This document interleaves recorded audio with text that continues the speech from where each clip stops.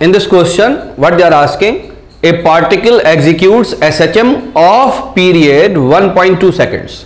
तो कोई पार्टिकल है जो कि SHM कर रहा है, उसका टाइम पीरियड दे रखा है 1.2 seconds, okay, and amplitude 8 centimetre और A 8 सेंटीमीटर दे दिया। Find the time it takes to travel 3 centimetre, 3 centimetre चले from positive extreme of its oscillation. तो किसी पॉजिटिव एक्सट्रीम से 3 सेंटीमीटर वापस 3 सेंटीमीटर चलेगा तो टुवर्ड्स मीन पोजीशन चलेगा। 3 सेंटीमीटर चले तो कितना टाइम बीत जाएगा, ये पूछा है, ओके। तो मैंने क्या पार्टिकल का बेसिकली SHM का जो पाथ है वो बना रखा है। तो ये फॉर एग्जांपल मीन पोजीशन है and this is extreme position. तो एक्सट्रीम पोजीशन से पार्टिकल इधर की तरफ चल रहा है, यहां से लेकर यहां तक का डिस्टेंस 8 सेंटीमीटर दे रखा है।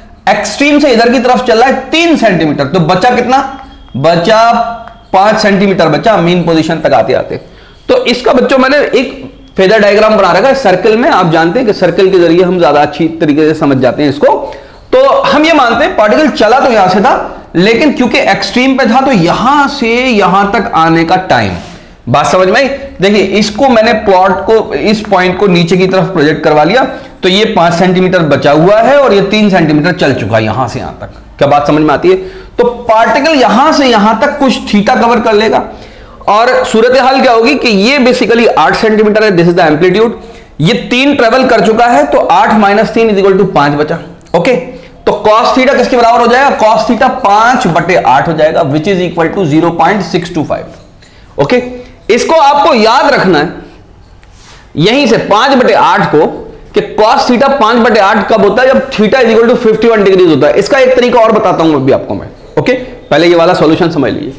थीटा 51 डिग्री आ गया, तो 51 डिग्री चलने में, 51 डिग्री चलने में कितना टाइम लगेगा, total time period divide by 2 pi into theta.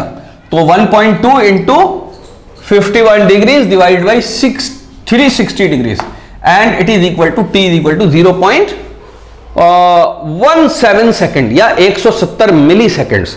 Answer C है, बात समझ में आती है। अब इसका दूसरा तरीका समझ लिए कि दूसरा तरीका क्या है, बेसिकली बात समझ में आती है। दूसरा तरीका क्या है, ध्यान से समझिए।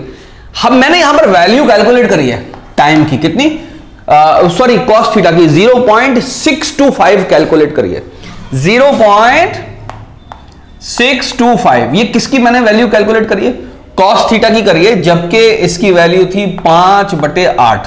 तो 5/8 is equal to this one. ध्यान से समझ लीजिए कि कुछ स्टैंडर्ड वैल्यूज होती है जिसको आपको याद होना चाहिए। क्या याद होना चाहिए, ध्यान से देखिए। इससे जस्ट पहले एक वैल्यू होती है cos थीटा की 0.707 विच इज इक्वल टू 1/√2। बात समझ में? उस टाइम थीटा किसके बराबर होता है, थीटा बराबर होता है 45 डिग्री के। बात समझ में? तो वैल्यू कितनी आती है cos थीटा की 0.707। अच्छा, इसके बाद भी एक वैल्यू होती है, कौन सी वैल्यू होती है बच्चों, ये तो क्या लिखा है 0.6 लिखा है, 0.6 5/8 0.7। इससे पहले एक वैल्यू होती है इससे कम, वो कितनी होती है 0.5 होती है, और ये किसके लिए होती है 1/2 के लिए होती है। और थीटा यहां पर क्या होता है, cos थीटा कब 1/2 होता है, 60 डिग्री पर होता है। बात समझ में? 60 डिग्री पर cos थीटा किसके बराबर होता है, 1/2 के बराबर होता है, 0.5। तो 0.625 0.5 और 0.707 के बीच में है ना, बात समझ में?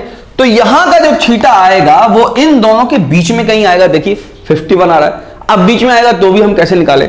अगर हम थीटा की वैल्यू 45 रख देते हैं तो टाइम की वैल्यू कितनी आएगी, टाइम की वैल्यू आएगी total time period divided by 8 and which is equal to, मैंने निकाला 0.15। कितनी आएगी 0.15। और अगर थीटा की वैल्यू 60 रखें तो टाइम की वैल्यू कितनी आएगी, total time period divided by 6 and it is equal to 0.2। बात समझ में? तो हमारा जो आंसर होना चाहिए वो 0.15 और 0.2 के बीच में कहीं होना चाहिए। बात समझ में आती है? तो ऐसा एक ही आंसर दे रखा है 0.17।